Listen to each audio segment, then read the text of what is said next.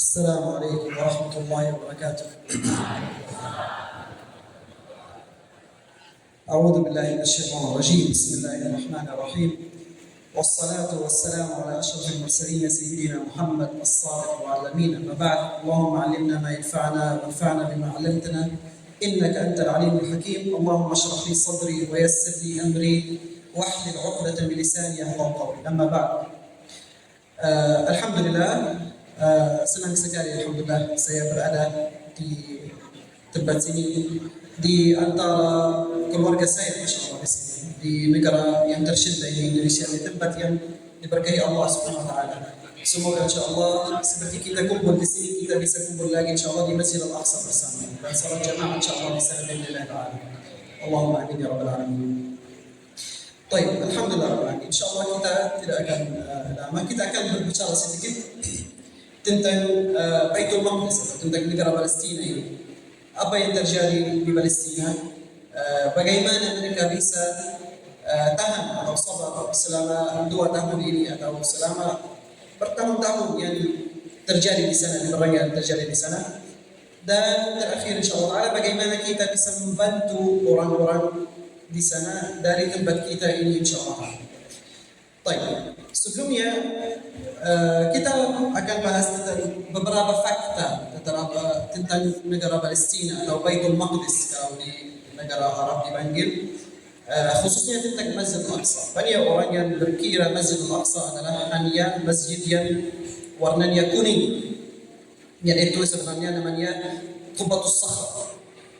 Masjid Al-Aqsa sebenarnya tempatnya besar sekali dan itu sebesar bisa dibilang di sini keluruhan dan sekitar mungkin 144.000 meter luas Masjid Al-Aqsa. Di Masjid Al-Aqsa ada 4 musalla.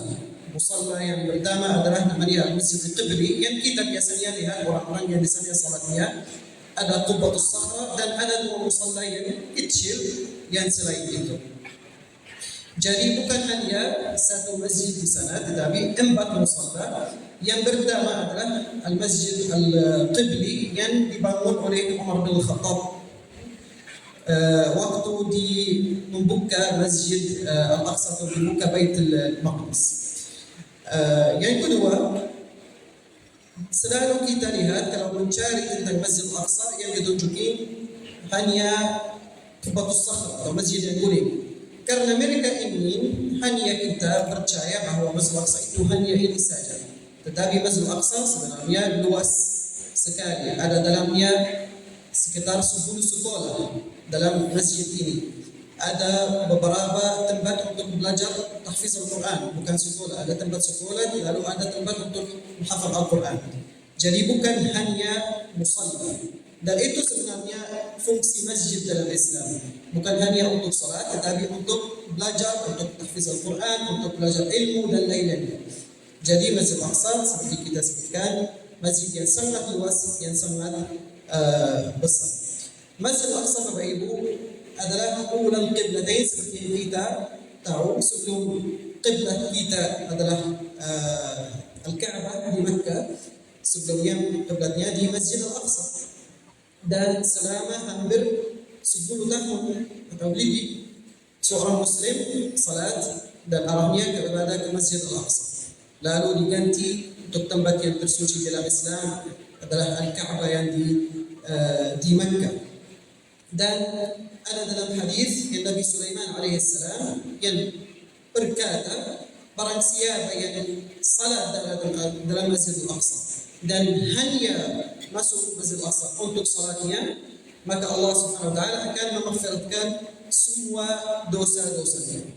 Jadi Ibnu Mas'ud radhiyallahu anhu waktu masuk ke Masjid Al-Aqsa, dia sampai tidak makan dan tidak minum agar dia bisa termasuk dalam orang-orang hadis yang dalam hadis ini, agar dia bisa dosa-dosanya bisa diampuni oleh Allah Azza wa Jalla. Jadi barang siapa yang ingin hanya salat atau ingin masuk Masjid Al-Aqsa dan tujuannya, niatnya adalah hanya salat, Allah Subhanahu wa taala akan mengampuni dosa-dosanya. Nabi SAW juga dari dalil Nabi Muhammad SAW menyebutkan bahwa Masjid Al-Aqsa akan dibuka oleh orang Muslim, dan setelah itu di zaman Umar bin Khattab benar Masjid Al-Aqsa telah dibuka. Dan Rasulullah SAW juga menyebutkan bahwa di akhir zaman ada hadis, la mawdi'u sawti ahadikum min al-masjid al-aqsa khairun lahu min ad-dunya wa fiha. Maksudnya Rasulullah SAW menyebutkan jika di akhir zaman seorang mukmin punya hanya satu, bisa dibilang mawdi' saut Bapak Ibu mungkin hampir 1 cm saja.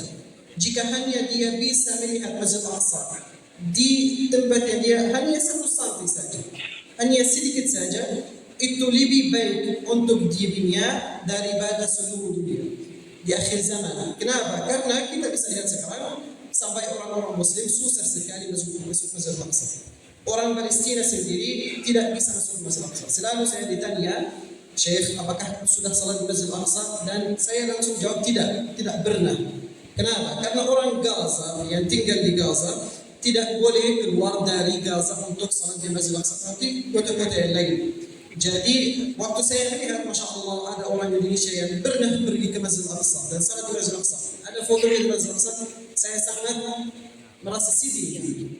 Dan bahagia untuk mereka, tidak sedih untuk diri sendiri, karena Masya Allah orang Muslim di negara lain bisa masuk ke Al-Aqsa, tetapi orang Palestina sendiri tidak bisa masuk ke Masjid Al-Aqsa.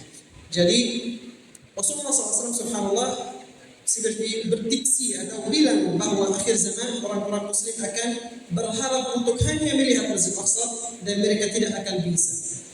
Lalu ada satu bicara lagi untuk Masjid Al-Aqsa yang nanti di akhir zaman insyaAllah khilafah terakhir akan terjadi di Masjid Al-Aqsa atau di Baitul Maqdis, di sekitar Baitul Maqdis. Jadi insyaAllah kita selalu berharap di Palestina bahwa walaupun banyak kematian syahid, banyak puluhan bisa dibilang, tetapi insyaAllah kemenangan akan ada untuk orang Muslim. Kenapa? Karena Rasulullah SAW bilang hal yang seperti ini akan terjadi, dan bilang barang siapa yang akan bersabar akan mendapatkan 2 hal, yaitu menang atau syahid, dan dua-duanya adalah menang billahi ta'ala. Setelah itu banyak orang kira bahwa yang terjadi di Palestina adalah sejak 2 tahun yang terakhir, dan hanya ingat Palestina adalah berperang hanya dalam 2 tahun terakhir. Tetapi hampir mungkin lebih dari 100 tahun Palestina dalam penjajah. Yang pertama penjajah Inggris, setelah itu penjajah orang Yahudi yang datang dari seluruh dunia, kebanyakan dari Rusia, dari Eropa Timur dan beberapa negara-negara yang lain, lalu dijajah. Jadi yang terjadi di Palestina Bapak Ibu bukan perang di antara 2 negara, bukan 2 negara, tetapi 1 negara yang dijajah oleh orang-orang yang datang dari luar tempat ini, yang bukan orang Arab, bukan orang Muslim, tetapi datang untuk menjajah tempat yang sini. Sebelum orang Yahudi datang, ada orang Kristen di Palestina, ada orang Yahudi asli Palestina, dan kita tinggal bersama-sama, tidak ada masalah sama sekali. Tetapi mereka datang dari negara-negara yang asing, lalu hancur tempat ini, dan hancur seperti lihat apa yang terjadi di Gaza hanya untuk 2 tahun. Tetapi sebelumnya, misalnya dari waktu kecil, setiap beberapa tahun ada perang yang seperti ini besar. Ada beberapa tahun ada bom-bom yang seperti ini yang sangat besar. Jadi yang terjadi di Palestina tidak baru, tetapi adalah sudah 100 tahun dan lebih apa yang terjadi di Palestina. Yang terjadi sekarang di Palestina, apa yang terjadi? Alhamdulillah, mungkin Bapak Ibu sudah tahu beritanya, ada gencatan senjata, dan Alhamdulillah bom yang bisa bilang dikurangi, tidak berhenti, tapi dikurangi dari sebelumnya. Tetapi perang pertama sudah selesai, tetapi sekarang ada perang kedua, yaitu orang balik ke rumahnya yang tidak ada, balik untuk hanya minum air tidak ada, listriknya tidak ada. Untuk orang hanya mendapatkan air bersih untuk minum harus jalan kaki mungkin lebih dari 10 km hanya untuk mendapatkan air bersih, atau untuk mendapatkan internet harus pergi ke area lain seperti itu. Jadi susah sekali hanya untuk hidup biasa saja, tidak berbanding seperti orang biasa, hanya untuk hidup saja menjadi susah sekali. Jadi alhamdulillah mungkin pembunuhan sudah selesai, tetapi masih ada beberapa yang kedua yang tidak bisa hidup biasa. Khususnya sekarang yang terjadi di musim hujan, dan musim hujan di sana sangat parah dinginnya daripada Indonesia. Orang-orang di sana sekarang tinggal di tenda, bukan di rumah. Jadi dinginnya sangat terasa, sangat keras. Jadi orang-orang yang di sana sekarang banyak masalah. Dan menurut saya waktu terbaik untuk mulai bantu orang-orang yang di sana adalah sekarang. Kenapa? Karena alhamdulillah perang mungkin sudah selesai dan bantuan mulai masuk, walaupun tidak banyak, tapi alhamdulillah mulai masuk. Jadi waktu terbaik untuk memulai membantu orang-orang yang di sana adalah sekarang. Karena alhamdulillah bantuan yang mulai masuk. Dan orang-orang di sana sangat butuh apapun. Selalu ditanya apa yang paling dibutuh orang di sana. Saya selalu jawab semua, apapun. Air pun mereka ingin dapatkan. Makanan ingin dapatkan. Baju, pakaian akan didapatkan. Jadi apapun yang kita bisa membantu orang-orang yang di sana, maka kita harus dan wajib untuk memberikan orang-orang yang di sana. Baik. Apa yang membuat orang-orang yang di sana menjadi sabar? Selalu kita melihat dalam video, misalnya ada cerita orang-orang yang Gaza yang balik ke rumah, yang dia pergi untuk membeli roti, lalu balik rumahnya hancur, tidak ada. Dan semua anak-anaknya, cucunya, kakek itu sudah meninggal. Jadi ditanya oleh wartawan, bagaimana kamu merasa, bagaimana kakek ini, bagaimana kabarnya? Langsung kita lihat jawabannya selalu mulai dengan alhamdulillah. Langsung alhamdulillah. Mereka sudah pergi ke jannah atau sebelum saya ke jannah. Mereka akan ada tempatnya di jannah. Langsung alhamdulillah. Bagaimana mereka bisa sabar dan tahan hal-hal yang menjadi seperti ini? Dan selalu jawaban saya adalah satu, adalah Al-Quran. Jika kita lihat dalam video-video, semua orang Gaza sangat peduli dengan Al-Quran, untuk menghafal Al-Quran dan memahami artinya. Dari kecil mereka selalu peduli untuk menghafalkan anaknya Al-Quran. Jadi di sana bisa dapatkan orang yang 7 tahun, 8 tahun sudah menghafal Al-Quran. 30 juz alhamdulillah sudah selesai. Dari kecil mereka membaca ayat-ayat tentang kesabaran. Maka dia jika ada apapun yang terjadi kepada dia, akan dia sabar. Dari kecil dia membaca surat Musa alaihissalam atau kisah Musa alaihissalam. Kisah Musa alaihissalam bagaimana dia sabar selama tahun-tahun ini lawan Fir'aun yang membunuh anak-anak ini, yang membunuh semua laki-laki di kaum Musa alaihissalam. Tetapi mereka bersabar sampai menang. Bagaimana Nabi Dawud alaihissalam, كم من فئة صغيرة قليلة غلبت فئة كثيرة بإذن الله. Bagaimana seorang grup atau kelompok yang kecil, yang sedikit, mereka lawan orang-orang yang banyak, yaitu Amalek atau orang-orang yang besar, lalu menang dengan izin Allah. Mereka membaca sirat Nabi SAW, bagaimana dia bersabar selama 13 tahun di Makkah, lalu mendapatkan kemenangan di perang Badr setelah itu. Jadi selalu di sana orang-orang diingatkan bahwa kita ada hanya 2 pilihan. Pilihan yang pertama adalah berperang, berjihad dengan bagaimana Allah Azza wa Jalla meminta dari kita.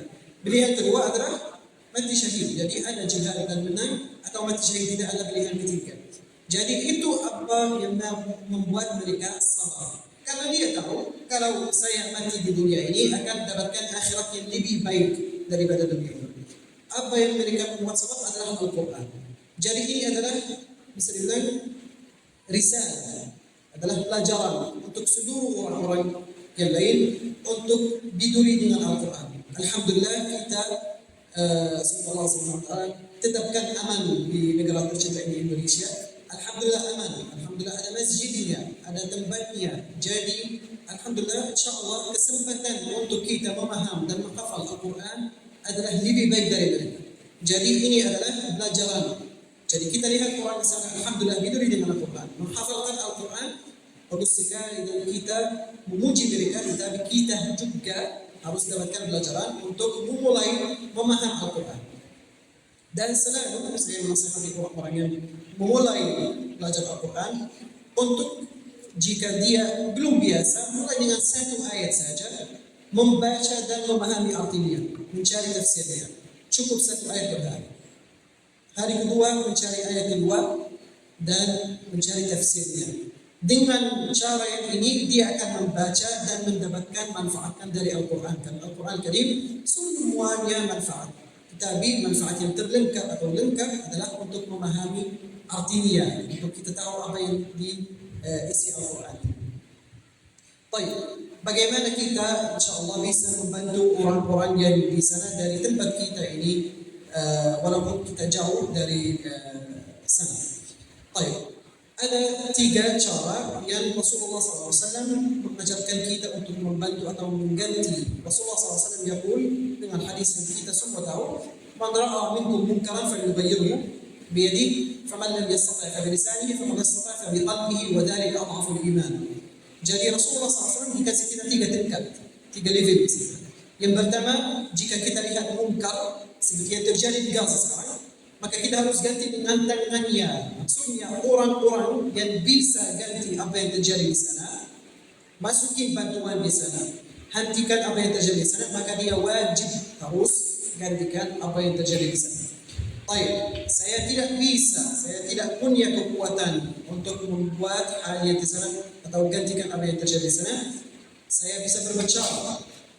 Bisa seperti saya guru, saya ayah, saya ibu, yang saya bisa berbicara tentang apa yang terjadi di sana, mengajarkan orang apa yang terjadi di sana di Palestina.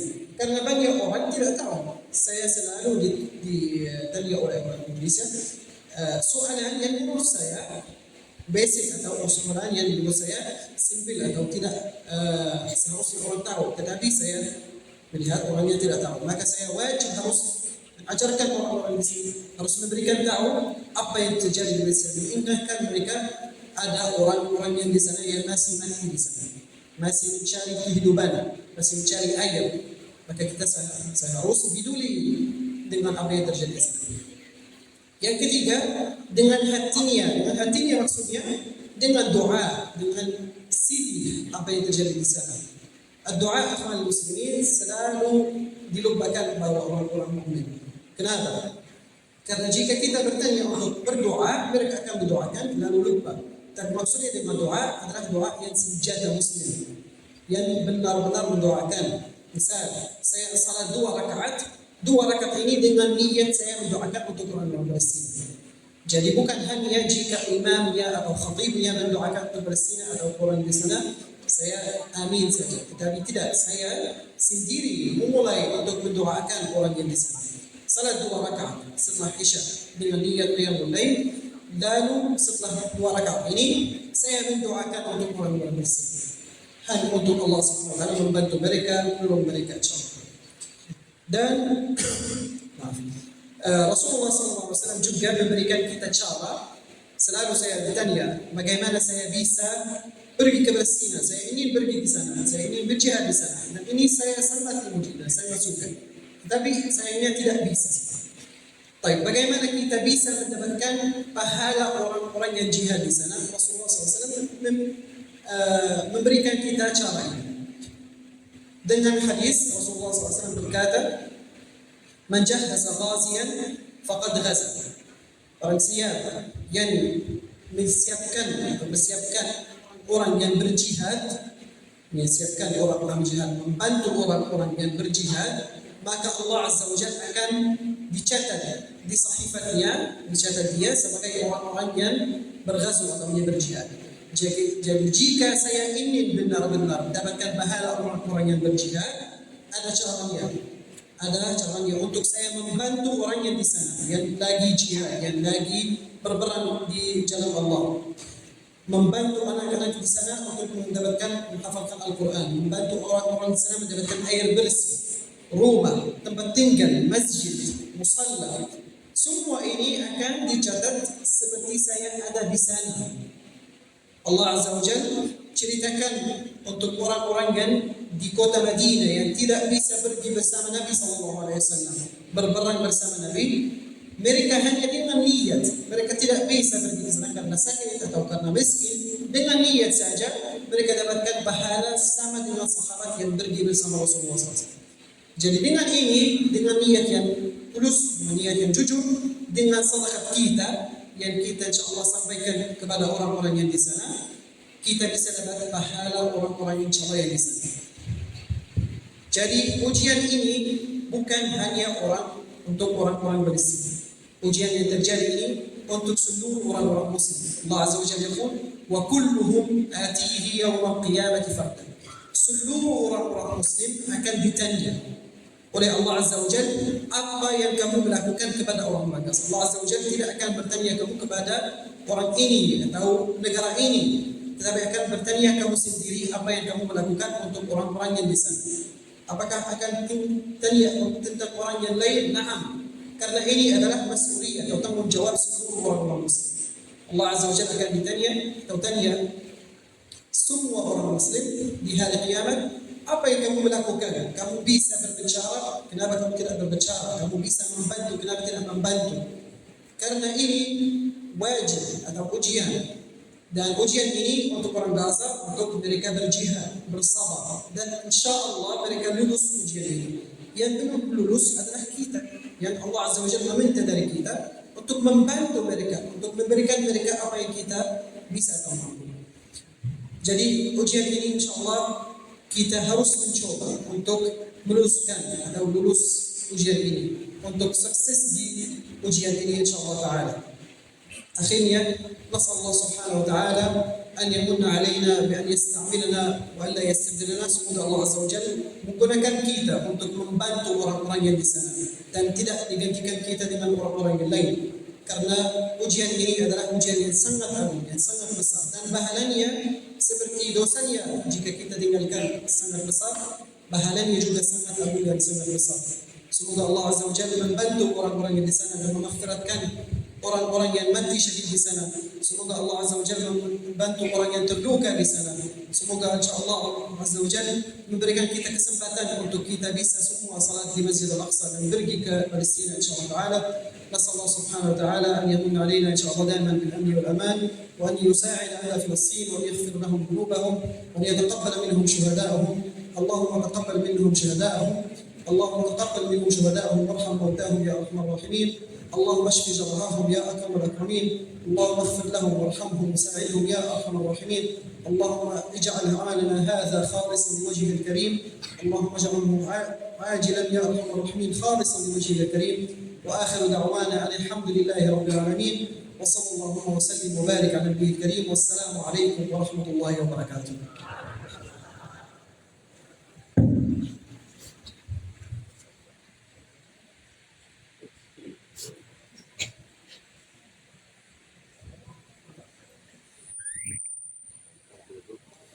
Demikian Bapak Ibu semuanya, bersama-sama telah kita simak pengajian tabligh kabar motivasi dan juga kabar dari Palestina, dari Gaza yang telah disampaikan oleh beliau Syekh Osama Al-Yaqubi. Bapak Ibu hadirin yang berbahagia, mungkin ada dari Bapak Ibu akan mungkin bertanya atau menyampaikan sesuatu kepada beliau. Dipersilakan, monggo. 1, 2, 3, monggo.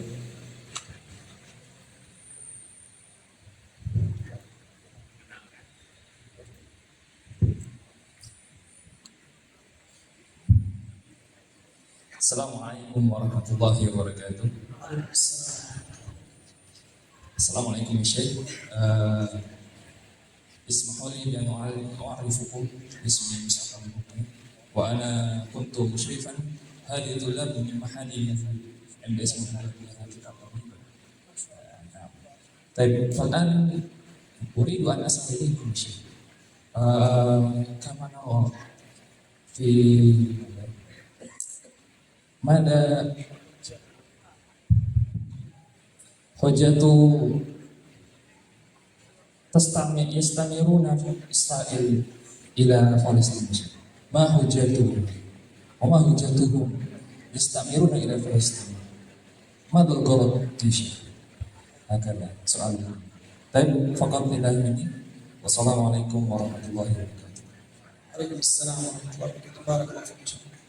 طيب يعني أنا فهمت من السؤال kenapa orang-orang Israel melakukan apa yang mereka lakukan di Gaza sekarang. Kenapa mereka sangat bisa jahat, sangat cepat seperti ini di Palestina. Subhanallah, yani apa yang terjadi di 7 Oktober itu yang 2 tahun yang lalu, hal yang sangat mensakiti mereka, yang sangat membuat mereka sedih atau marah. Jadi mereka ingin orang-orang Gaza, orang-orang Muslim, bukan hanya orang Gaza, lupa apa yang orang-orang Muslim bisa melakukan jika mereka berjihad. Kita bisa lihat orang Gaza Bapak Ibu atau Gaza ini kota yang sangat kecil, mungkin seperti apa ya? Lebih kecil dari kota Bantul. Jadi bukan hanya provinsi, lebih kecil dari kota Bantul. Dan yang ditutup perbatasannya sejak mungkin hampir 20 tahun. Tidak ada senjata yang masuk, tidak ada apapun yang keluar yang masuk. Bagaimana orang-orang yang sedikit ini yang tidak punya fasilitas, tidak punya senjata, bisa mereka membuat hal apa yang terjadi di 7 Oktober itu yang 2023. Jadi mereka sangat bisa dibilang tidak suka hal ini, tidak ingin orang-orang Muslim memikir untuk melawan Israel.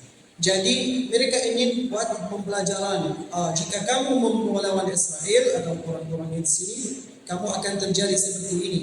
Jadi semua orang-orang yang di sana akan atau yang di luar Gaza akan takut. Tetapi subhanallah yang terjadi adalah yang terbalik. Seluruh dunia sekarang benci Israel. Walaupun orang-orang yang dulu mendukung Israel seperti Eropa dan Amerika dan lainnya, kita bisa lihat sekarang bagaimana seluruh opini orang-orang yang barat yang tidak Muslim melawan hal yang Amerika lakukan. Mereka subhanallah yang kurun, bayangkurullah wallahu khairul makirin. Mereka berkira jika mereka akan melakukan hal ini akan membuat orang-orang berpikir bagaimana mereka sangat kuat, sangat tidak bisa dilawan. Tetapi bagaimana Allah Azza wa Jalla membuat seluruh orang dunia membenci dan melihat fakta orang Israel, fakta orang Yahudi, bagaimana mereka sangat total bisa dibilang sangat jahat seperti hal yang terjadi di sana. Jadi seharusnya kita tahu kekuatan orang Muslim jika punya fasilitas yang sangat kecil, tetapi iman yang sangat kuat bisa lawan orang-orang yang sangat kuat seperti Israel di sini. Di cerita Nabi Daud alaihissalam, kaumnya sangat sedikit yang melawan di waktunya negara yang paling kuat di tempatnya. Tetapi mereka Allah Azza wa Jalla memberikan mereka kekuatan. Kenapa? Karena mereka berjihad, melakukan apa yang mereka seharusnya dan wajib mereka melakukan dengan iman. Jadi Allah Azza wa Jalla memberikan mereka kekuatan. Jadi menurut saya yang mereka lakukan hanya untuk memberikan pelajaran untuk orang-orang yang di sana atau yang lain untuk tidak bisa melawan orang Israel. Tetapi menurut saya tidak. Ini tunjukkan kelemahan Israel. Bagaimana mereka sangat lemah dan sangat seperti Baitul Ankabut, rumah Ankabut. Bagaimana bisa dihancurkan seperti itu. Barakallahu fiikum.